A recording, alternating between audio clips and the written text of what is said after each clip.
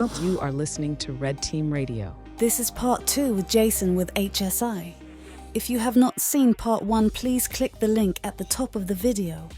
Now let's get right into it. If you haven't been paying attention to our energy kind of crisis that's going on in America, is we are shutting plants down. Right. Particularly nuclear power plants, right? Which is ridiculous. That's the most grid stable energy that we have in America, and it's a zero carbon emission facility. So it's both stable and green. Yeah. And it is like the most hated, and I don't understand why it gets Well, hate. we're seeing a swing right now. We are, but but it takes so long. It takes so long to build a new plant, right? It's everyone's like, a decade and $4 billion later, $10 billion later, right. Traditional plants, right? Right. It's just like, nuclear salt reactors are cool, but it still takes time to build that, right? Yeah, you're not going to get that back. And so a lot of the facilities have been shutting down just because they're not cost effective. They can't compete on the open market against natural gas and coal and things like that, right? So like if you took like 1,000 megawatt reactor or 800 megawatt reactor of coal, like it's like 90 people to run that plant, right? You take another 800 megawatt nuclear plant and it's like 600 people to run that plant, right? Like there's a ton of overhead with that just for all the safety systems we employ, the security systems we employ, right? Because you don't want to mess around with that. You want to make sure that you're protecting the public with these facilities because it's nuclear power, right? Right. So that then goes to the end consumer. Now that's a higher rate for that electricity because it's 6 times the people to run that facility. So it's really tough for those facilities to operate on that open market, and that's why a lot of those sites are starting to shut down and things like that because they're just like, it's not profitable anymore. Natural gas kicking our butt because it's so cheap. Do that versus maybe we should keep the grid stable, greenish energy around. So we're starting to see a little resurgence of that. I'd mentioned it before that Palisades is restarting. It's the first plant in America to go from a defueled, decommissioned state to repowering. So it's kind of a big deal for us. There's a lot of other facilities in the U.S. and around the world that have not done that before. So we're kind of setting the ground there with that facility to then hopefully have a template of how you can do that for these other facilities and get them back up and running and versus building a new facility, right? So we're going to get this facility, tuned back up and running in 2 years back on the grid versus like a new build that's going to take a decade for that to happen and put that grid stable energy back into the grid. So we're seeing that, but we're also on the cusp right now of the new generation of nuclear, which is the small modular reactors. Yep. And we're looking at getting those things like 2029, 2030. That's when like the first set of those are starting to come online. There's a couple planned by my company, Holtec International, that has a design. We got the manufacturing for it. We're going to have the licensing for it once we start operating this other facility. And we got the security design piece for it. HSI can handle that piece. So it's kind of a one-stop shop for those that are going to start getting laid out. But that gives us the opportunity now to get to that next level of security. So we're going to get to that next level of nuclear generation. Now we also need to bring in that next level of security. What does that look like? Building a new plant, a new type of plant, and then carrying that security for the next 30, 40 years. What kind of infrastructure do you need? You got to start thinking about anticipating what does that look like? What do the threats look like in 30 years from now to be able to design it correctly, Yeah. The first time I saw one of those smaller plants, we were working with a company that makes them, and they're like, on this engagement, make sure you make an entry into this room. And I was like, okay, sure. I was like, what flag am I supposed to get in there? They're like, just give us a picture. And the client knew I was like, just a fanboy of modular nuclear salt reactors. And so I break in, and I'm like looking at this, and I'm like connecting the dots, because I'm not a nuclear engineer, right? But I'm connecting the dots, and I'm just like, oh, snap. This is the next gen of stuff. And I like text the client right away. And I was like, "Is this what this is?" And he's like, "Yeah, it's what we've been working on," because they Nice. didn't talk about it throughout. Yeah. They talked about how they're, they've been doing this research, but they didn't say that they actually have like a little demo of it that they can have people walk through and stuff like that. And I was just like, man, when do I get one? And they've gotten so much smaller from when even I looked at that, right? So this was like a whole room, like a good sized room size thing. Yeah. And now this company, the same exact company, is making, or their target is to make like trailer versions of this that they can then have deploy quickly. Yeah. As like a not a replacement to like a natural gas generator, but as a option for a large grid down situation. And I'm just like, damn. And I haven't seen one of the little trailer ones that they've been talking about in person. Yeah. I've seen mock-ups of what they would look like and stuff like that, as well as, non-working prototypes of what it would look like. But yeah, I was super excited when I saw that. I was like, total fan. I was like, I want one in my house now. Like, this is what I want. I want my own little reactor. I actually saw one 2 weeks ago. So yeah? 2 weeks ago I was at a facility and they were showing me one. It's tiny. Yeah. It was like on a roller cart. Oh, wow. I was just like, is this safe right now? Can we be here? But man, I haven't seen any of that small. That's amazing. I was like, wow. I don't remember what that power output was. Just need one on the desk now. Yeah, it was freaking tiny. I was like, holy cow. Yeah. It's I think the next 10 years are going to be really exciting in that area. Yeah. Yeah. That's what I want in my house now. Yeah. That's it. That'd be cool. I'll never be able to afford it, but I want one. Yeah. That's the thing. Is like, what would that look like? Hey, I have power for the next 30 years. Without having to fuel it back up again. Like, what do you charge for something like that? Yeah, exactly. Right. Well, and going to like natural gas I know has made has increased in its popularity because of the small turbine, quick power on turbines that they can do to basically what utilities and power generation systems are doing is using them as a stepping stone to account for when the sun goes down. Yeah. Because they get all this power from individuals with solar and stuff like that, or they have their own solar and they have batteries, sure, but they use these gas turbines to be able to spin up very quickly. And what people don't understand very quickly in the turbine world is not what we think, right? So we have these larger gas turbines that take 24 to 48 hours to spin up. Yeah. So this thing is on, but before it can actually make power, go on grid, that's right. and provide it's got to sync to the grid. Yep. That's right. And these things, they take a day or two for it to actually happen, where now we're seeing it done in a few hours with these micro turbines, right? And they're using natural gas on it. Yeah.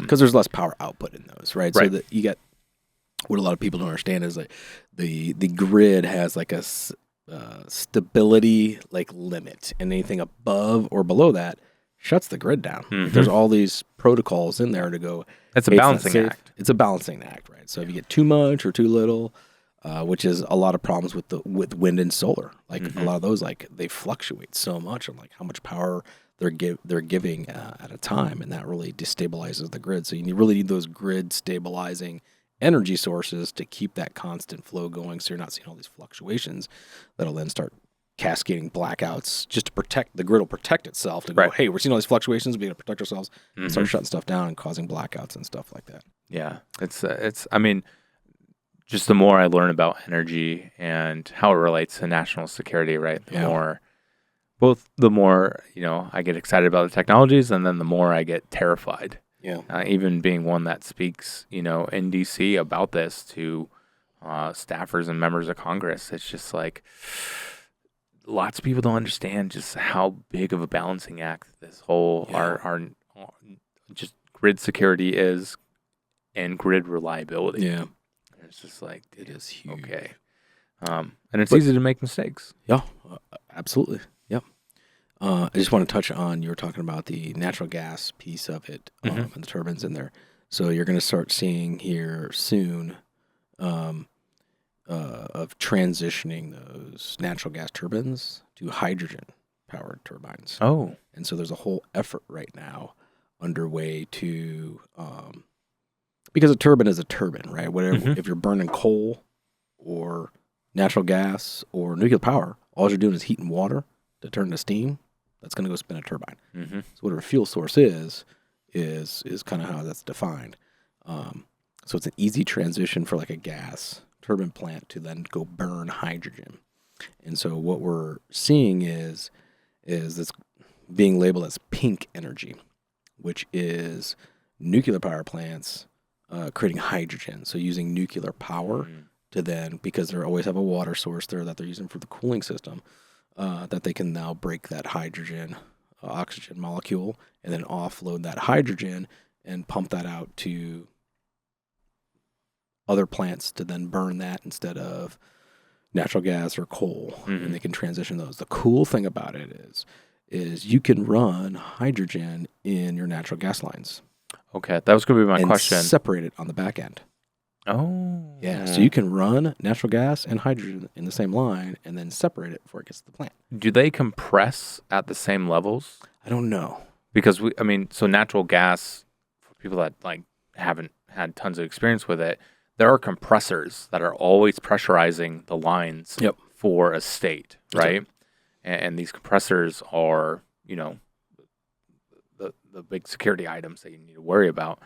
But I didn't know if the gases compress similarly, and if you could run the same compressors, the same infrastructure. All I know is that you can run it in the same lines that together at the same time, and separate it at the end user piece of it.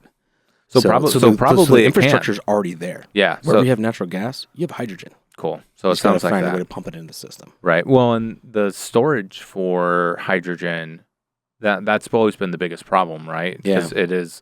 Because people are like, tanks, oh, it's explosive. Yeah, so is gasoline. Yeah. Right. How many times do you see a car catch on fire and explode on a highway crash? I said, fuel it.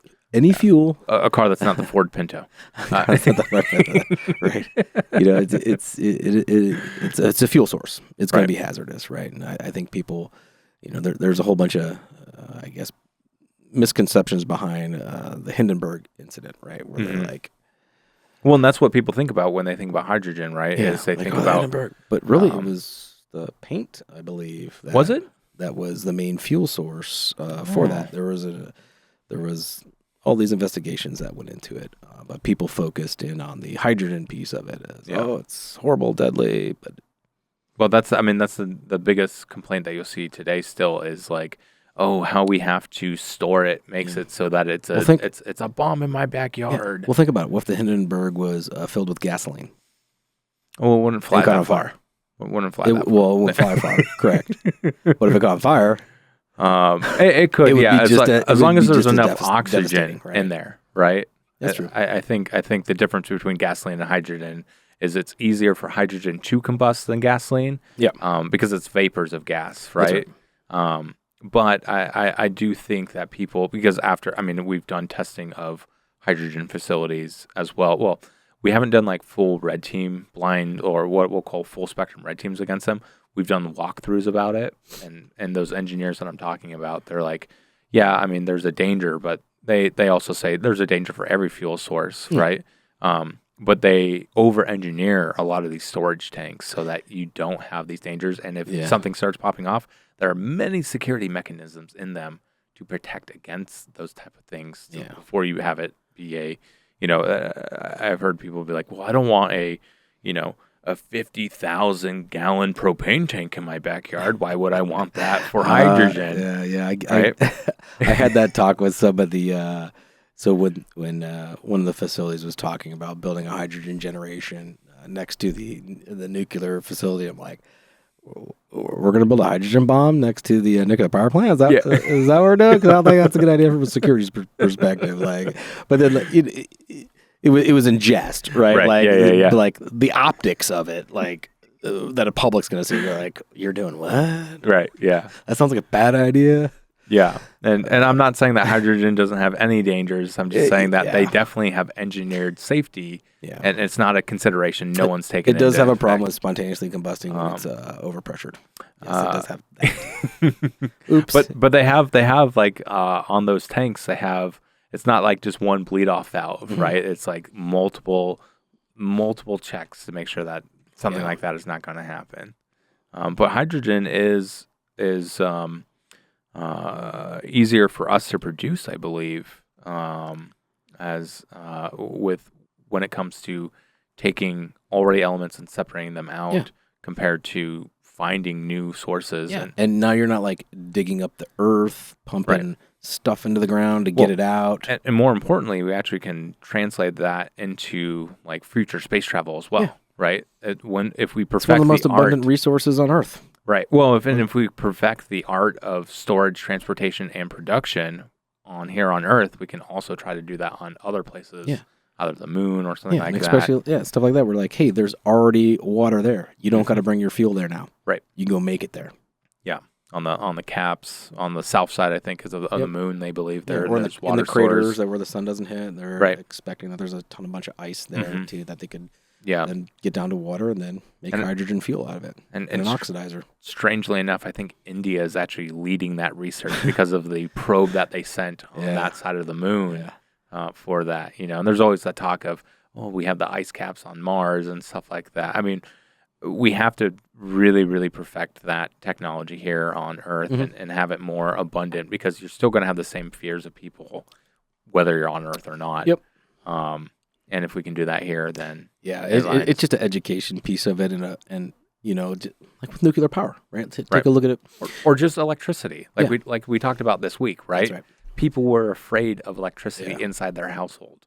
They're like, it's going to kill everyone. Right? No one's safe. Your kids will die. In the 80s, they were afraid of the microwaves. Microwaves are going to radiate your food and kill you. That's right. Like all that stuff too. So, and the same thing with nuclear power. Like if you look at like how Americans look at nuclear power and their knowledge of how safe nuclear power is compared to like Europeans, like France, for example, right?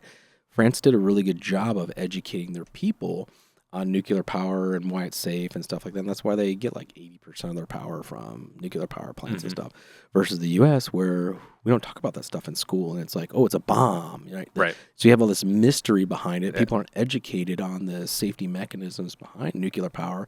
So, of course, they're going to be like skeptical of it, what they don't know, or be afraid of it. It's like, I think that's like an education piece there that, if you take an example, France did a really good job of educating their people. You talk to people in France that, well, yeah, it's safe. Here's why. Here's the mechanisms.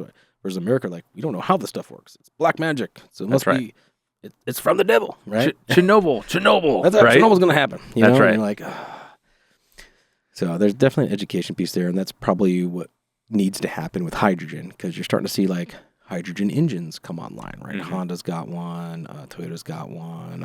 I know GM's working on one right now. I mean, Toyota's gone full force into hydrogen. I think they made an announcement that says like, this EV thing is cool, but we're going to do hydrogen. Yeah, and because you're starting to see the EV stuff die off, there's so many other complications and problems with infrastructure with that and resources with that, versus hydrogen. It's like, I take a gasoline engine, make a couple tweaks, and now it burns hydrogen. Right. Well, and there's not a whole lot of change you got to make. There's other security concerns with EVs that more and more people are realizing now, right? Yeah. It's you have, you're now stuck at a place for 20 minutes.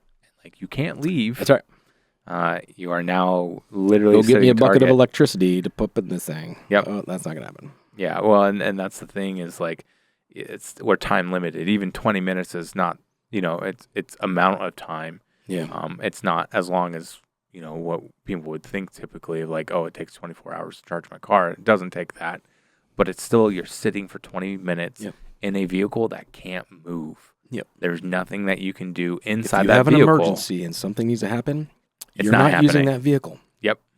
And the other thing with that is you have, states like California that are like, you can't charge your EV vehicles during these periods of time. Yeah. And it's just like, what? Like, that's because their grid can't support it. Exactly. Yeah. Well, you shut down 2,000 megawatts of power in San Diego, on the border of San Diego and Orange County, Right. And that's a ton of freaking power. Who would have imagined it could have caused problems? Right. And now what you have to do is you still are using nuclear power that's being bought from Arizona. That's right. It's coming in from now you're paying 3 times the cost for your electricity right. from nuclear power in a different state. When I was an Arizonan, thank you, California, for your stupidity. You're welcome. Yeah. But it's just crazy that we have these issues, and now we're going to see more and more. I guarantee you this summer, even though this summer is predicted to be a more mild summer in most places, we're going to see some cities or some regions that put a limit on charging your EVs. Yeah. We saw it last year. I don't think it's going to change. It's not. I mean, the demand for energy continues. It will always continue to grow. Right. It's never going to go down. It's always going to be more and more and more and more and more. But we're shutting facilities down. Right. So. Yeah. Yeah. It's the reality that we live in. Yeah. So. Well, that's almost like, that's kind of how we are as Americans, right? Like, we take things to the extremes, and a lot of times we have to wait for it to smack us in the face to become a problem before we then go and fix it, right? Security is a great example of that, right? We will wait until we have a breach or an issue, then we'll go fix the problem, right? It's just, I think that's almost part of human nature with that for a lot of folks is, can't happen to me, we'll wait till it becomes a problem, and then we'll go fix it. Well, it's like we were discussing today where we had the individuals from Denmark, right? They were shocked, flabbergasted by the state of what, security installs for alarm systems were in the U.S. on commercial buildings. And I was just like, that's not how it has to be done in the U.S. to be, to meet these particular compliance requirements. And they're just like, this is what has to be done residentially, right? They could not comprehend it. And we had to explain. We had to explain, we hadn't been invaded before, or we haven't had a on-border near-peer war in recent history. So we don't have that generational thought. We don't have that threat actor constantly knocking on our door, crossing our border, right? Doing that probing and the testing. We just don't have that. Right, and then that affects our approach to security and stuff like that. I think as more and more of the stuff with the EV starts hitting the normal everyday person, that the adoption of more nuclear energy will the desire for it will also go up, right? Yeah. Just because people are gonna be like, hey, this is a good solution that can work day or night, right? Despite what you hear about wind, right? It doesn't work 24/7. Yeah. It works when the wind blows at a particular time, and if your turbines aren't broken. That's right. Or the wind's blowing too much. Right, and you have to lock your turbines to keep them safe. Down. Like, oh, too much wind. You're like, didn't know that's a problem. Right. Yeah. Yeah. It's hilarious to see. Like, you drive through Palm Springs, California, and you have those crazy, Santa Ana winds coming through, and oh my god, all that energy! They should be harvesting it now. That's right. And then, all the turbines are locked up. All the big ones are really locked You'll up. Crush the grid or freaking overspin a turbine. Yeah, exactly. That turbine is going to get knocked off balance, and now you're going to have a 100-foot blade flying somewhere. Yep. Yeah, and I've seen recently. I saw a turbine fire, and that was pretty nuts. I was just like, "What do you do?" Because you see videos of it, and you're just like, "Oh, okay." But then when you see it in person, you're like, "That is so far up." Yeah. Like, you just gotta wait for it to die, right? And it's just like, okay, they ain't putting it out. You just wait for it to stop. So, and I always thought that was funny, not the fires for that, but to see those turbines locked up during the strong winds, right? Like, literally, I remember I used to drive a 280Z that was totally stripped out. Oh, man. And, I took AC out of it to lighten the way. I took all these things. Right. You're one of those guys. And I was, yeah. I used to be really into cars. Actually, my younger brother's really into cars. He built some of the skylines that you see in the Fast and Furious movies at a shop that I used to work at. Nice. These Santa Ana winds are literally picking up my car and moving it, right? Like, I'm turning the steering wheel, but the winds are telling me, you are now in this lane. That's right. Right? Because the car is just so light compared to what it was. And then I see all these turbines locked, while I'm driving through Yeah. Palm Springs. I'm What a just like, waste. what a All this waste. energy you could be Exactly. capturing right now. Yeah. Doesn't And work that way. and utilities, they're trying to use batteries kind of as like that grid stabilizing setup, right? Like, Yeah. we can, if there's too much power on the grid, instead of having to do some weird shutdown items, we can go and we, can recharge load these on the batteries, batteries. Yeah. right? And then when there's, not enough power, and even when those small turbine, natural gas, maybe hydrogen in the future, which is, I still find really cool that they can use the same infrastructure. Yeah. I'm excited about that. Yeah. But you see these, batteries that are going to be there to help stabilize that grid. But it's just like, okay, but if we can't build enough battery systems fast enough to be able to not lock down those turbines. So we need another energy source. Yeah. So, and I think, as going back to the original point, as more and more people are driving EVs, and then they're being affected by, hey, you can't charge your battery at this time because it's 120 degrees in Arizona, Yeah. and you're in Colorado, and that energy is being routed towards Arizona because everyone has their AC on, and the grid is very stressed at that point in Arizona. And your person in Boulder, Colorado, is like, wait, why can't I charge my vehicle? Yeah. Right? And you're gonna be like, hey, we need better solutions for this. And there's a maintenance piece to it as well. Like, a lot of those electric vehicles and stuff they're not cheap, right? It's not a Honda Civic, right? no. They're kind of expensive. It's $120,000. Right. I mean, even, yeah, sure, there's the Model 3 that's like $40,000, but still, it takes time to get those vehicles. Yeah, how many people can afford a $40,000 car though? Brand new. Like a lot of people buy They're buying used $16,000 $10,000 vehicles, Yeah. $15,000 vehicles. That's what their family can afford, and that's what they're buying. So then they're going to get to a point where, these things are now $10,000, $15,000. They're in my price range. I can go buy these things, but now they're 10 years old, and now you got to replace the entire battery system in there. Right. And that's going to cost you $15,000. $15,000 to replace all the batteries. Or $60,000 if you drive a Jaguar, I think, is like, there's like some scandal that's going on with like Jaguar battery replacements, I think. Jaguar, I'm sorry if it's not actually you. I'm no longer a car guy. I used to be a car guy, no longer a car guy. Don't sue me. May or may not be Jaguar. Yeah. So that's going to be another, I think, piece there. Like, electric cars are fairly. The first electric car was like in the late 1800s that Mercedes-Benz made. Like they made a long time ago, but really taken off just in the last like 15 years or so. That they're doing electric cars. So like these are starting to come to a point where the maintenance piece of it is just super expensive, and all these people are about to figure that out. Hey, I got a bill for $12,000 to replace these batteries. I can't afford that. What am I going to do with this thing now? Well, I bought it for $8,000. There's another component to that as well. So, when the Cybertruck was first announced, I put my $100 on it, right? And my wife was like, "Absolutely not. That thing's hideous." I was like, "I know. There's an ugly truck, dude. But that's why I love it so much. It is ugly. I love to hate this thing. I just want to look at my driver like, God, you're ugly." And and then the Ford F-150 Lightning was announced, right? And my wife was like, "Cancel your Uber stuff. I'm putting a down payment on this." Yeah. So I was really excited about the Ford F-150 Lightning.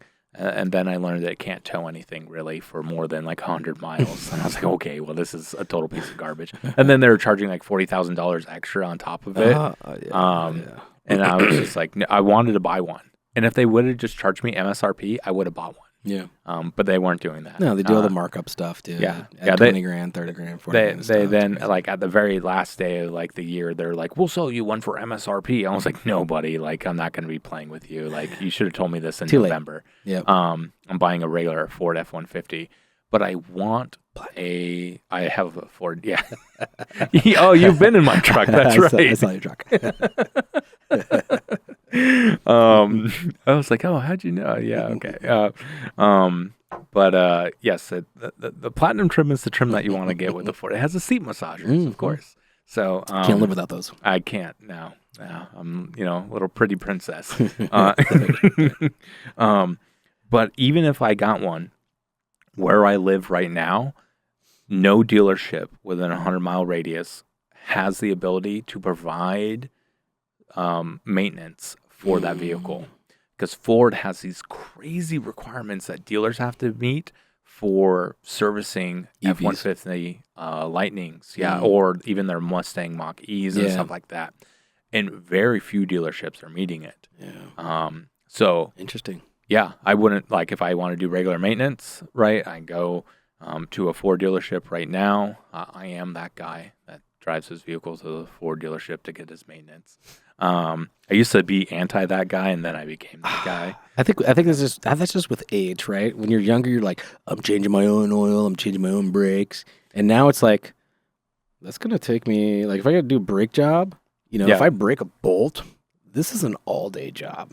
Yeah, well, and I've had the experience where, like, I'm not bagging on mom and pop auto mechanic shops, but I know that if something happens to my vehicle while it's at Ford, they're gonna take care of it. I've had great experiences. Yeah. There was one time where I was like driving my vehicle and I was like, oh, this doesn't feel right. And my wife was like, something is definitely wrong. And sure enough, it was like, my sway bar was loose, and I just got serviced at Ford. And they're just like, yep, hey, bring it in right now. And they took care of me in like 15 minutes. And I was like, okay, cool. Especially with how cars are getting more intricate with electronics and things like that. Like, it used to be back in the day, mom and pop shops, everything was analog, it was a little bit more easy to fix. I kind of went through the same thing. So I run an Audi. Ooh, fancy boy. So I went through like 4 shops of like, I had like a headlight go out. And I'm like, oh, hey, I need electrical problems with an Audi? Who would have guessed? Jeez, right? And so I took it to 3 shops and they couldn't fix it. Like, they bought the wrong ballast and they couldn't figure it out. Like 3 mom and pop shops. And then finally I took it to like Eurotech with ASE certified freaking folks there. And like, they're like, oh, yeah, it's this. I mean, it cost me $1,300 to fix a headlight, but I mean, that's where we're at now. It's like you have to take your cars to specialty places. Yep. The mom and pop shops can't keep up with the change in electronics and even the tools to then, right, for that car. Like if you change the brakes, you got to do like a reprogram on it because it's got a sensor on it. You have to program that sensor. Like you can't go in your garage and change out those brakes, the pads and the discs in that thing. Because there's a sensor on there that needs to be then recalibrated. You can go buy the software calibration and get the OBD2 port to plug into and recalibrate it to make it stop popping up the check engine light on your car. But that's where we're at right now. Mm-hmm. So like everything requires a computer to plug into it to then tune your car and make it run right. Yeah, a brake job. Yeah, exactly. Yeah, that's crazy. Yeah. And who knows? Maybe my truck requires that as well. I just don't know it because I just take it to Ford. Haven't got there yet. And they're like, hey, here you go. That's right. Here's your bill. Here's your bill, right? Yeah. Everything's working great now. Yeah, I had a buddy that gave me crap about, he's like, oh, you don't change your own oil. And I was just like, yeah. He's like, well, how do you know? Like, what does oil changes look like for you? And I was just like, and swipe. All right. Right. Here we go. Right. But I want the Visa or the American Express. Yeah. I want an EV, right? I wanted an EV truck. I still want a F-150 Lightning, Platinum, of course. Yeah. Why would you not? 2024 or higher, because I want those seat massagers in there. They didn't have them in the first year, so. That's weird they didn't do that. It was a part shortage. So from 2021 to 2023, like the Platinum. Was there something going on in the world that caused a parts? I don't think so. Shortage in that time. I don't think so. I think everything was running smooth. Yeah. Everything normal operation. There shouldn't have been an issue at all. Yeah, I don't know. I just stay inside and look at a computer screen. So what do I know what's going on in the world, right? Good year to buy a car. Yeah. Avoid 2021, 2022 year cars. And 2023, yeah. And some 2023. Yeah. Don't buy those ones. Yeah. But I want an EV just because I don't own a oil refinery, so I can't make my own fuel, right? I don't own a hydrogen plant, so I can't make my own fuel. But you know what I can buy really easily? Some solar panels. A shit ton of solar panels and batteries, right? Like, yeah. I can do that. I get you. Right? Yeah. And then I'll put it in my little, fully aluminum enclosed garage so that, it'll survive. That's right. You'll be in the zombie apocalypse cruising around in a F-150 Lightning with a little trailer of solar panels. It's gonna have to be a big trailer of solar panels, but then it won't work because I can't tow anything anyway. That's true. I Right? can only go 100 miles at a time. Hit 100 miles, put the solar panels up, charge up for the next day. But that's why I want an EV, right? That's like my actual motivation for getting an EV is that scenario where like if we go back into fuel restrictions, right? Where it's like, oh, if your license plate ends in a number, you can get fuel Tuesday, Thursday, or Saturday. Or if it ends in a letter, you can get it Monday, Wednesday, or Friday. Did you know? Have you ever heard of wood gas? I have, yeah. So you could convert I know diesel and gas cars into wood gas burning engines. Mm-hmm. There's tutorials online to do that. I've watched. You got to chop a bunch of trees down. I have watched the videos right about like making a wood gas super engine, good for your engine. And I haven't watched that video yet. I haven't watched that video yet. Spoiler: it won't. Right. But the 100 acres of land I would have to buy just of trees so that I could travel across the country. That's right. And the trailer I would have to tow for those trees. And we can chop an acre a year and then replant. Oh, yeah. And then in 20 in years. In 100 years, you get back to that first acre, 100-year-old trees. Right. Bam. Yeah. There you go. Keep saying that. I don't think the car's going to last that long, but I have seen that. But I thought they don't make a Ford F-150 Platinum diesel. That's a F-150, I should say, right? I'm not cool enough to get F-250 yet. Yeah. I tried, but Ford said you're not cool enough, so I can't get one. But that's why I want an EV, right? Yeah. But I don't want to count on like the normal power grid because it's happening in California right now. But I guarantee you, where I live right now, I'm on Duke Energy. Duke's Energy is not a client, so I can say their name and I can bag shit on them. They're terrible, terrible, terrible, like PG&E or whatever it is. I forget their acronyms sometimes. In California, also not a client. PG&E. Yeah. Right. Yeah, terrible. Yep. They're also terrible. So I don't want to rely on Duke Energy Grid to power up my EV. Yeah. Right? But again, I can't. I don't have the funds to own an oil refinery. Yeah. Right. I don't have the ability to have a hydrogen tank stored on by my house. So EV is going to be my compromise. So. Yeah, that's a good compromise. We got far off from red teaming. We did. Yeah, I was actually thinking about it about 2 minutes ago. I'm like, man, we are down this rabbit hole. People are like, I tuned in to listen about red teaming, and they're talking about electric cars. Yeah. Oh, it's a lifestyle continuity. That's right. That's what it was. That's what security is, right? Just business continuity. That's right. So, with red teaming, and with your team, do you have any moments where something just doesn't go right? Like, have you been on a project yet where it's just, besides a project where they cancel it at the last second, where you thought, the project was going to go this way, and then you go on site and you realize, oh snap, nothing is like as it seems, right? Or Never. Never? Never. Perfect. All right. I need to take management classes from you. Yeah, no, it's and I'm not talking about like a complete project failure, right? I'm talking about there's something that happens that doesn't go as planned. No, I think every project doesn't go as planned.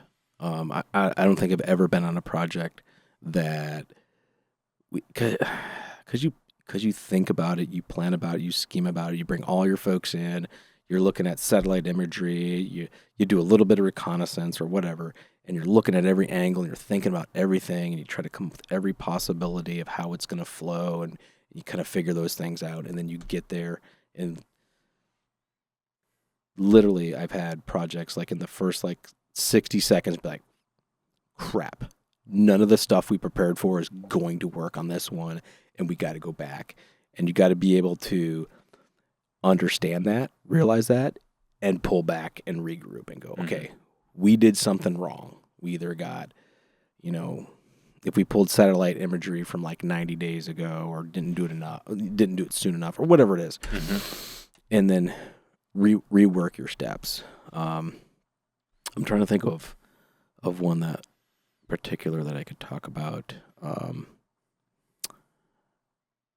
Yeah, and that's the thing with red teaming is there's like so many cool things that you do, and you just can't ever talk about it. Yeah, I'm trying to think of a generic way to talk about this one I did. I had done one where we were using an insider for information. And so the client were like, hey, we need somebody who can tell us these things, right? We work up a scenario where, hey, we're holding this person's family hostage. We're going to ask him to give us blueprints and like take some pictures for us of inside these areas or whatever, just like real non-permissive type stuff. We're not telling him to like, he's got to like sabotage equipment, just like nonchalant stuff. And the client agreed to it. Like, yeah, that sounds reasonable of somebody to do if you're holding their family hostage kind of thing, whatever. And so this person didn't understand their role well and was like still actively like fighting us versus like, hey, you're supposed to like give us all the goodies, right? Right. All Yeah, the goodies yeah. that you would ever encounter that you could slide us. You're supposed to participate and be a good helper versus like he was like, oh, I still got to fight the bad guys. I'm going to give them the pictures of the wrong areas and the wrong stuff. And so we're running with this information. We're like, okay, so we're putting this picture together back in the team house. And I'm like, okay, so this is what this looks like. This is the entry points. I guess that's right. You give us the pictures and the drawings and everything.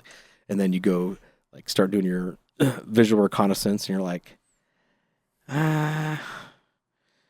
looking at the drawings, the maps, you're like, spinning around, like, that kind of lines up like that. Maybe it looks different on the inside, And then you start getting closer, like, no, none of this is lining up. And you're like, I think this guy freaking boned us. And like you just wasted an entire week. Right. Yeah. You're like, So I had that happen once. After that, I was very clear. Clients were like, hey, you are a helpful person. For an insider, and you are willing to give us these things, and it has to be true and concise to what you know to be true and concise, right? Right. So I've had that happen before. I think anybody who's ever done any engagement knows that nothing ever plays out the way it does, right? You get on something, you don't account for a guard walking up or whatever it is, like, the door's wrong, opens in instead of out, and you're like, oh man, I was gonna swipe it real quick. Nope, not gonna do that now. Got to go back. Oh, we need a new method of entry now because whoever was taking the pictures, told us the wrong way the door swung or whatever. So I don't think I've ever been on an engagement where it went perfectly. I've even planned. Specifically in the dynamic engagements, that's really where everything kind of goes to hell in a handbasket once the first round's shot, right? You have this great plan, but I have a plan where as soon as we make it through like the first barrier, we regroup and like have like a replan, like a quick infield replan, because 90% of the time the original plan you came up with is not going to work, and you got to go figure that out now, right? Like, hey, the guy who had the breaching charges just died 100 yards over there. So now what are we going to do? Now we can't breach through these doors that we were going to go through. Now we got to go figure that out. So, I don't think. Or we go run back out there and get shot trying to grab the charges off this guy's backpack who's laying dead over there, the Costino, right? You're like, what do we do? So I'd always had built in like phases. Like once you get a phase, you regroup, reassess, and go, okay, now what? What changed? What do we need to adapt to? Make a quick new plan, figure it out, and then go. And then the next phase, same thing, because you're always going to encounter stuff you couldn't anticipate. And maybe I'm just a fool and I haven't figured it out yet, which is a good possibility. That I can't plan well enough to account for all those different contingencies to be able to develop a great plan. So I just develop phase marks to go, how do I check and adjust during the op? So. Yeah. Well, not every project, supports a, unlimited amount of surveillance and intel gathering, right? Yeah. So we're operating with limited information a lot of the time. So we do have to think on our feet on the fly, right? There's been a few times where, I have been on projects where we're able to just plan everything out and then we play by the numbers. And I like that. That makes me happy on the inside, right? But we're talking... That's the most realistic assessment too, right? Right. But we're talking about clients that are paying for a 6-month engagement, right? To break into one building. Yeah. Nobody can afford that. Yeah, I have one client that could afford that. That's it, right? That's it. And that's what they were looking for. It probably ends in a .gov. Right, because who else could afford that unless you're like up there, right? Right. Because it's so expensive to do that. But that's expensive. Literally the right way to do it, though. Like if you are really worried about the threat, you would replicate it as closely as possible. Yeah. To verify. Mm-hmm. Yeah, and this is the same client. They would have us pretend to be like insiders as well. And they're like, see everything, operate normally through this building like you're a employee. Mm-hmm. What do you notice? What do you not notice? Right? What are you seeing that other people aren't seeing? How can we leverage that? Oh, does security leave their keys on their desk every morning? Mm-hmm. Right? Can you snag a photo of that while you're talking through security, while you're typing in, your social security number through the turnstiles or something? Yeah. Right? Are you allowed to have your phone on the premise, right? Like, how do we restricting that? Are people adhering to that restriction? Right. Yeah. You might have lockers that everyone's supposed to lock things into, but all of a sudden you still see people, playing Candy Crush, while they're, snacking on something at their desk. Yeah. It's just like, oh, wait a second, didn't know phones were allowed here. Yeah. So it's these items, and again, it would be great if every company could do it, but it's not realistic. Yeah. So we're given a set of like, hey, you got, a week for surveillance, or you got 2 days for surveillance, or you got a day for surveillance, right? Yep. And then we got to make a plan based off of that. That's and once you make initial entry, you're just like, great, we didn't have enough time to actually see what that looks like inside the building. Or, you couldn't find anything about what it looks like inside that building. Yeah. So now you're having to plan on the fly of like, okay, I'm going to be running into these doors. And you just want to make sure that your repertoire for entry is there so that you can be like, okay, I see this door, I see this locking mechanism, I see this gap. I'll be able to do this, and this, and go through this door without setting off any forced door alarms or, breach alarms or anything like that. So you have to be able to be adaptive like that. So I don't think it's being bad at planning things. I think it's just the reality of what we're given as red teamers that don't have unlimited time. Yeah, a lot of these, the nuclear kind of side of the house, just because that's where a lot of my experience is in. It's like the bad guy had 2 or 3 years to plan for this attack. Mm-hmm. So do I get 2 to 3 years of surveillance and data and all this stuff? No, of course not. Yep. You get a week. Mm-hmm. Right? Yeah. You have use of an insider to like, hey, feed me more information that I would have gotten. Mm-hmm. But that's kind of how that game is. How that game's played, because you can't realistically, most places can't realistically do that. So yeah, that's amazing that a company does that. That's they take security like actually to heart. That's amazing that they do that. I've never ran into a company that would actually do it that way. Yeah, they kind of take security to heart. They laid off their entire red team, so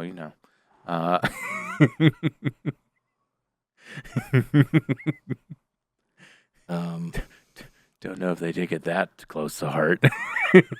I mean, wow. So, there's a little tidbit of information there, right? It's a mind boggler, right? You're just like, man, this is such a great model, and we'll lay off the entire red team. We're done. Yep. Thanks, but no thanks. Yeah. You've been here for 5 years. Now we don't need you all anymore. Yeah. We haven't been hacked. You literally just made the super insider. Yeah. Right. You like taught this guy how to penetrate your facility for 5 years and then made him disgruntled. Yeah. Like, this is your threat now. Yeah. You have a new benchmark for a threat you need to protect against. Yeah. Somebody you trained for 5 years on how to defeat your facility that you just pissed off. The CISO's like, I didn't have that in my 18-month plan. Yeah. Well, you do now. Yeah. It's a weird mind-blowing. world. So, typically I let my guests ask me a question if they want to. You don't have to. Like, you're boring, Drew. I don't want to talk to you. Totally understandable. But if you want to ask me a question, you are free to do that. I do want to ask you a question. Oh, no. Now I'm worried. No, I just I got to think about I have probably a bunch of questions, right? So I've known you for a little bit now. Been through some of your courses here at RTA. So got to know you a little bit. You have a great knowledge in a lot of areas here. Do you? And I know this is a relatively newer kind of building and extension for you guys. But do you see yourself expanding beyond kind of your current lineup of courses and integrations? Which I think I know the answer to just because of tonight, with your demonstration that you did tonight. That I had some questions about because I have clients that need things tested and stuff. And I know we talked about using your facility to potentially test some of these new and upcoming technologies against your plethora of folks that work here. But do you have any intentions of expanding the training curriculum here at RTA beyond what you guys currently offer? Yeah, so we do have a plan to expand our training curriculums, and we actually are actively working with other trainers outside of us to expand that curriculum for areas that those individuals are like the industry experts in. And as well as expanding, so we've been working on things for a few years on expanding even the classes to offer to the general public more advanced versions of those classes or versions that target specific regions of the world as well for not just government, right? Because we've been offering that type of stuff for government for a while. If government wanted to come in and they're like, hey, we're interested in these particular locks, or we're interested in these particular regions and their security. And we each have like regions of focus, right, outside of America, right? So, we kind of talked about it today.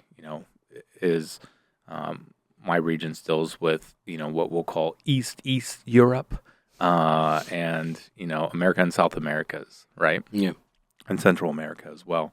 And we have other individuals on our team whose region expertise include Europe. We have people whose expertise include places in Asia and stuff like that, right? The Middle East, technically part of Asia, but generally it's separated out. So we have plans that offer different types of similar courses covering those areas, but we also have plans to offer completely different types of courses. So courses dealing with radios. So we always get a ton, I shouldn't say a ton. We get emails frequently about like, hey, you used to teach these radio courses before RTA, but we haven't seen them since you formed RTA. Are you going to work and start producing those type of courses again? And the answer is yes. I am just trying to figure out what is a good mix for what's going to be relevant for security testers that need to know stuff about radio, right? Because my knowledge base with radio and stuff like that is more on it deals with security testing, but when I have taught classes beforehand, it was like approaching radio as a engineer instead of approaching radio as a pen tester. And that's just because a lot of people don't have that initial grasp, and it's like you have to know certain of these things. So I've been trying to work on what does a class look like that can be relevant to pen testers that don't have a immediate interest to also, understand the basis of physics and radio, right? It's not like if we wanted to start from, absolute zero, it'd be like, okay, radio 101, let's learn about Maxwell's equation. And you're like, wait, that's a physics 101 class. And like, yep, no, don't worry, you're in the right class. We have to learn about physics before we start learning about, radio propagation and stuff like that. No, just tell me how to make the whiz bang work. That's right. I want to press the button on the flipper 0 and it does and the make thing. It work. Yep. Do the thing. I don't know how it does the thing. It's black magic, but make it do the thing. Yeah, so I'm trying to find a good balance in between those both so that you can be someone that does more than just being able to, click a button of a tool that's already built. Yeah. And it's similar to some of like the other courses that we structured where we'll give you like building blocks that you can build upon, right? But like, you need to understand and experience the frustration of programming an alarm panel before we can talk about the exploitation of it. Yeah. Because you're going to have to do both in an actual red team engagement. Got to understand the why behind it. Right. And it can get frustrating sometimes. But then once you learn how to exploit it, you're just like, that's so easy, right? Because you spent the time to understand how it actually works. Right. And sometimes that gives you the feeling of you're like, okay, like, yeah, I get it now. But like, I thought I was going to have this huge aha moment. And I just learned how to bypass this high security sensor. It was just like, okay. I mean, that seemed kind of straightforward. This isn't magic. This makes sense now, right?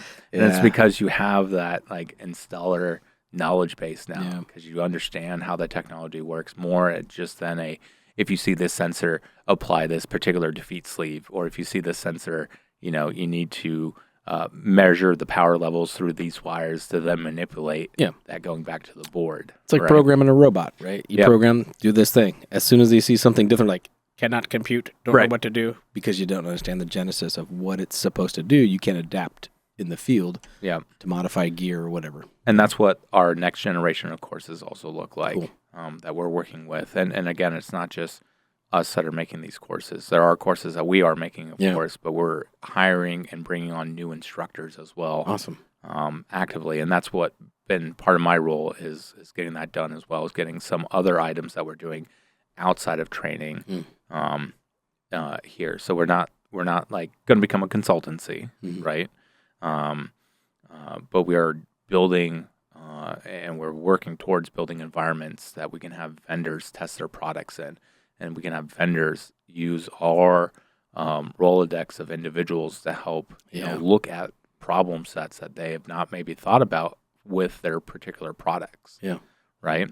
And doing it here at this facility. And that's huge before a product goes to market, right? Is get it in front of the right people to look at it the right way. Yeah. To close those gaps. And we have the Rolodex to be able to provide those types of people, right? And our goal is to make it so that we have better products coming out into the market that we can recommend to clients, right? Because when you have someone from Congress that is just like, what is the solution, right? The solution, I'm not necessarily going to say I'm going to name a particular product, right? I'm going to name a particular type of solution, and these 4 vendors fit that particular Here's what it's solution. Got to do. Right. Or, when a client asks the same exact question, it's like, this is what you need, right? Here are 2 vendors that meet these requirements for you for what you want, right? Or it might be you don't need a new product to throw money at. What you need is you need to refine how you're currently using your product, right? Yep. Because you're using only 10% capacity of this thing. Right. Could do all these other things that would benefit you. And that is what I have found in the security industry really lacking is products not being utilized either fully or being utilized correctly for the problems that they're trying to solve. There's a lot of times where we see products that are being shoehorned to fix a problem they're not designed to fix. Yes, I see it all the time. Right. The bastardization of products. We're like, oh, this product does X, Y, and Z. Yeah, I just want it to do A. Right. It doesn't do A. Well, make it do A because I want to do A. All right. And they retrofit their stuff to make it do A. And then they go and install it. And they're like, it's not really working that well. Right. It it wasn't meant to do that. Mhm. You wanted it to do that. Or and if it's it- not what it's for. If it does do that, now what you have is you have the problem. If you were able to retrofit it and make it do that, Yeah. you have the problem of now you are supporting and maintaining a custom solution. Yeah, So exactly. you better hope Which is that no very one leaves the freaking company. expensive. Right. Yeah. And then you have all this institutionalized knowledge that has to be transferred to every employee who ever steps foot into here. Yes. Right? I've dealt with that on so many levels of stuff. For example, I think I can say this. The nuclear industry transitioned to thermal optics like 04 time frame. And the main manufacturer of the thermal optics that they're going for was like BAE Systems, like was a huge company to that. And like BAE Systems is a huge company, right? And there's like, at that time, there were only 64 nuclear facilities at the time in the U.S. And they're like, hey, we want to buy collectively, right? Like maybe 2,000 of these thermal systems. But we wanted to do X, Y, and Z. And BAE's like, I just sold 250,000 of these to the Army. Like, I'm not going to change designs and engineering for 2,000 items. So this is what it is, figured out. So then we had a third party group that would like try to retrofit. So what we were trying to do is like, we wanted the third, because there was a turn on time, right? When you turn a thermal optic time, it has a time that's got to it's got to calibrate before you can use this thing. There's a certain amount of time with that. And these optics were battery powered. And so if you have battery powered devices to a end user in the field that just sits there waiting for an attack to happen on a nuclear facility, which FYI, there hasn't been one in the US, they get bored and things like that happen, and batteries get removed or they die, they didn't test their equipment. So we wanted some type of trickle charger, which of course they didn't have. So we had a third party develop trickle chargers, make this thing boot up faster. We don't care about these buttons. We don't need a laser rangefinder on our stuff. Can you disable that for us? So we kind of like started bastardizing the system, and then it wouldn't perform correctly. Well, we took a system that to do something it wasn't designed to do and had a third party interfere with it to do that. And then now we're going to complain that, oh, it's not doing what we wanted to do, kind of thing. So, yeah, I'm very well versed in doing that. That's one example. There's a lot of examples in the industry I operate of us bastardizing systems and making them do things that they weren't designed to do, and then complaining when they don't do it well. You know? Exactly. Right. You're like, you're one customer. I sell this product to hundreds of thousands of other customers. I'm not going to spend $1 million of engineering to redesign this for you. Like there's no cost benefit for me. Right. You know, there's not 1,000 of you. That's right. There's one of you. That's right. There's one of you. Yeah. No, exactly. BAE though, great thermal sensors. Yeah. What I recommend. I just have that on my thermal scope, so that's what I like. But yeah, I mean, so that's what we're wanting to do here. We have our current training offerings, and then outside of that, we have 4 other offerings that are coming soon. Cool. So it's good to see that, because I see a lot of private security companies have really been taking off in the last decade, doing things that before like government work would do and things like that. So I don't know if I'd say a resurgence, but a huge area of opportunity in private security and stuff. I mean, look at what happened in Afghanistan, right? Where there was some private companies that took on some roles that typically government would take on. And the same thing in Ukraine, right? There's a lot of companies, private companies that are operating and doing things over there that typically a government would do in those capacities. And so I think there's ample opportunity there for training and people wanting to get specific skill sets for their folks that are taking on these new roles and jobs that typically haven't been done by private security. yeah, and what we want to do is we want to create a community as well that former students or vendors can come in and help and rely on each other. It's just like we know we're not the answer to everything, but we have such a breadth of individuals that we run into that there's going to be matches that can be made that are going to be perfect You're going to know somebody that matches. knows somebody that's going to help us with this problem. Yeah, I was really excited to hear about that you guys were going to open up some type of like, I guess like a lab testing style facility, because there are clients that I'm working with currently on developing some new technologies that we need to put through its paces of red teaming, and I can't think of a better area to do that than with RTA, with the knowledge that you have and the folks that have there, that we can look at it from all these different perspectives to do that.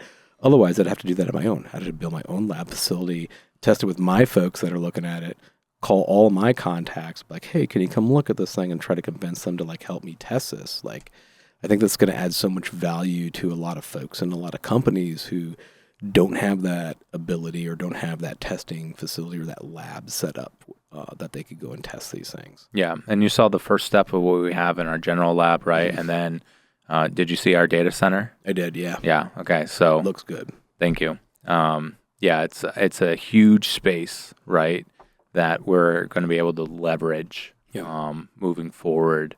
And it's going to give both individuals, both practitioners of red teaming and vendors, the capability to really put their products through the paces while red teamers are putting their skill sets to the test. Yeah. Right. So super excited about that.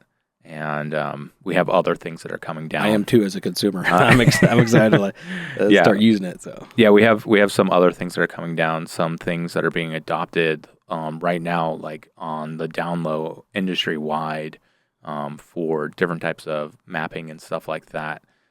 That we've been pushing out to a few select. Like 3D mapping you're talking about? No. Mapping. Yeah, so like the threat mapping type of stuff. Threat mapping. Okay, got it. Yeah, so there are some large companies that are using our formula. So I developed a formula for this a few years ago, and then I was just like, hey, you know what, RTA should actually push this out as a thing. And so I've been using it internally at one of my consultancies for the last few years, and some of my clients have adopted it. And then I was like, hey, we should make this more of an industry-wide thing. So they have now huge like household tech names or household, Fortune 100 companies that are using this algorithm to determine threat mapping in the physical space and how it relates to them, and then how that can correlate to what that means to threats that open up in the digital space, right? So interesting. Falling back onto my old habits or my, where I started things in developing algorithms and pretending like I knew something about math, right?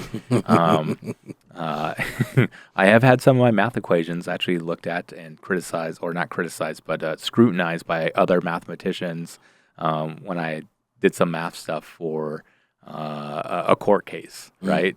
You always tell your algebra professor when you're in high school, I'm never going to need to learn this. And then you're actually like, oh, crap. Okay, now I'm writing an algebraic equation that's going to be used as an expert witness testimony. I hope I did this right. But taking that stuff and making it freely available for folks to utilize in their own settings, so that they can have a more standardized understanding what actual risks look like to them, to their organization, as well as what general risks look like for just products themselves. So it's 3 total equations that are explained out in a piece on a paper. Interesting. And but we're working on releasing that as well. And that's just the most minor thing that we're working on at releasing. We have 3 other items we're looking at doing that we think are going to change a lot of things in this domain. At least we hope so, right? Every business owner tells you that. The difference is you have to, you release these items, and then you see what actually works in the real world, and then you adjust it, just like you do on a red team, right? So, but yeah, I'm glad you like what you see here at the facility, and I'm glad you like what you saw today when we did our little open house event before the physical, one of the larger physical security conferences. We're really excited for everything. It's just takes a lot of work and it takes a lot of time. So, and a lot of investment on our side. Yes. So, Yeah. No, I get that. I totally get that. I'm interested in that software mapping that you're talking about. We partnered with a company. Have you heard of the Avert software? I can't. It was used in DoD a lot and DOE. I'm Basically, going to say no. Basically, I'm trying to think. There's probably another name for it that they were using.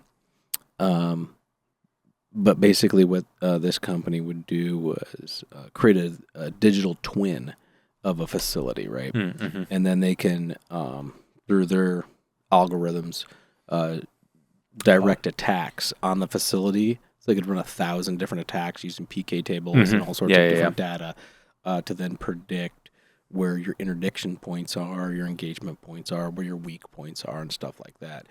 They have now used that same kind of predictive technology algorithms into looking at like camera setups to find like the optimal heat map for cameras and detection capabilities and stuff like that, and lighting the same way, like figure out where the right amount of lights and stuff are too. So, I didn't know if you it seems like what you're working on and with this other technology, like if it would like bridge, because I don't think it does a cyber piece in there, like, and it sounds like you were looking at working like a cyber risk piece in there. Is that kind of how that works? Well, equating to what a physical risk can lead to on a cyber risk, right? But unlike the software that you're talking about, our stuff is much more simplistic than that. Oh, okay. I've heard of technology. Well, actually, I've interfaced and used technology before where, and this might be the same setup, where you have, what it does is it creates a 3D model of like that building. So you can put in like 3D mapping information into it, actual like 3D mapping information. And then you can determine, if this door was left unlocked or if this door is locked and all these doors are locked. Oh, yeah. It calculates all the different probabilities of like doors unlocked, the speed of the person moving as a threshold of like, hey, this person may move at 5 miles an hour or 15 miles an hour. Right, And everything in between, and it calculates all the particular probabilities of all that stuff. Yeah, and I've used software like that, and that's might be the exact same software that you're talking about, but that was more on the government side. That we interface with stuff like that.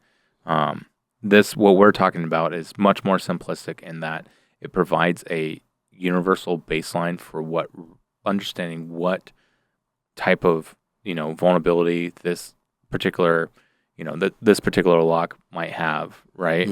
And providing it a universal risk rating for both the product itself as well as a equation that modifies it to make it so it provides a relative risk rating for that organization, right? Okay. So if this lock is protecting, this lock can be bypassed, right? If this lock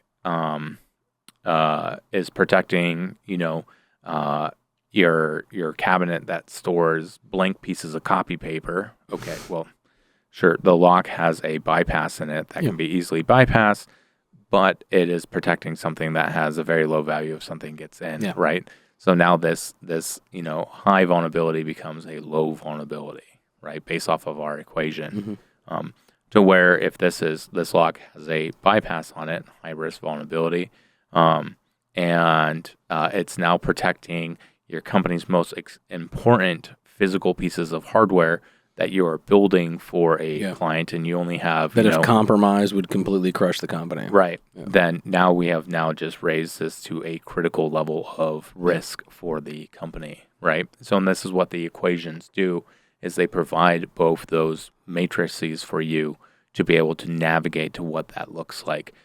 So, if you have locks on your server rooms, or if you have locks on your server cabinets itself, right? Depending on what you rate your cybersecurity will now determine the overall risk rating of the encompassing solutions, right? Not just that lock in itself. So that's what the equations do. They're not fancy. They're not running, hundreds of thousands of simulations or anything like that. They just provide a very basic and concise way I find it basic. A concise way to provide accurate, repeatable information to multiple groups of people that is not to be, like right now, a lot of physical vulnerabilities, the risk ratings are subjective. Yeah. This takes away that subjective. Yeah. So no, that makes sense too. Where we talked about it today earlier, where it's a lot of security professionals that they'll want to go, oh, we need to upgrade our security. We need to change out all of our locks to these type of locks. We need all these sensor systems. But then if you really looked at it, you would go, well, you don't really need that on all the locks. Mm-hmm. You need it for this room, that room, and that room. And that's it. Put the good locks on those 3 rooms. Put the good sensor systems on those ones. The rest, we don't really care about, right? Right. And so it sounds like that model helps you like kind of get to that point of going, you don't need a blanket approach to your security. You need a more defined approach. And it helps you define that approach of going, hey, these are really our target sets, right? These are critical areas, critical functional pieces that need to be at a higher level of protection than the rest of this stuff. So you can put lower level stuff on the rest of the stuff, but these components, these areas need that higher level of security because of the criticality of it. And that's kind of what your program would help a client find out what those are. Right. Is that kind of how it? Okay.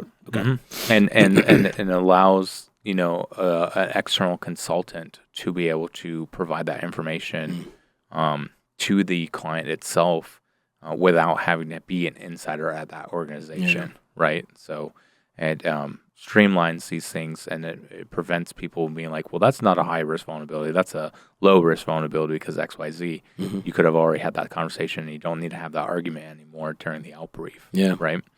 And that's what some industry players are adopting right now, is that these set of equations and how they're approaching risk ratings to define a more universal understanding of what the actual individual product risk rating is, as well as what it does to an organization. And that second one is dependent. It's not universal for every organization. It's dependent on the organization. But the equation that is used can be utilized by any organization. And it doesn't have to be uniquely customized in there because the variables are already there to be customized. You take some variables in, you take some variables out, and it builds out this new equation for you. And you don't see any of the math on the back end, right? All you see is these are what's relevant for us, and this is the outputs now for these type of items. Interesting. So, and that's the smallest thing that we're working on. Working on, like I said, 3 other larger items. Cool. As well, that I'm excited, and I can't really get into those. I get it. But I get it. Yeah, I'm super excited for those to start coming out. Good. So I appreciate you coming out. I appreciate you taking time speaking with us and sharing your insight. And I know you have a ton more insight to share. And definitely would love to hear some in the future. But Jason, I appreciate it. Is there a way people can find you online or find your company that you're with? Or so we're with HSI, Holtec Security International. And then I don't know if you got the website, if you could throw the website right here. Yeah. Do I point right here? Yeah. It'll probably make be the more magic, like right here. Make the magic happen with the we'll make it happen in post website right there. Yep. I appreciate that. Yeah, that'd be great. Perfect. Awesome. Well, thank you, sir. It was great chatting with you. Thank you. Take care. Thank you for tuning in to Red Team Radio. Don't forget to like this episode, hit subscribe, and follow for more. Craving extra Red Team Radio exclusives? Dive deeper at redteamradio.net and click support for early episode releases and members-only content.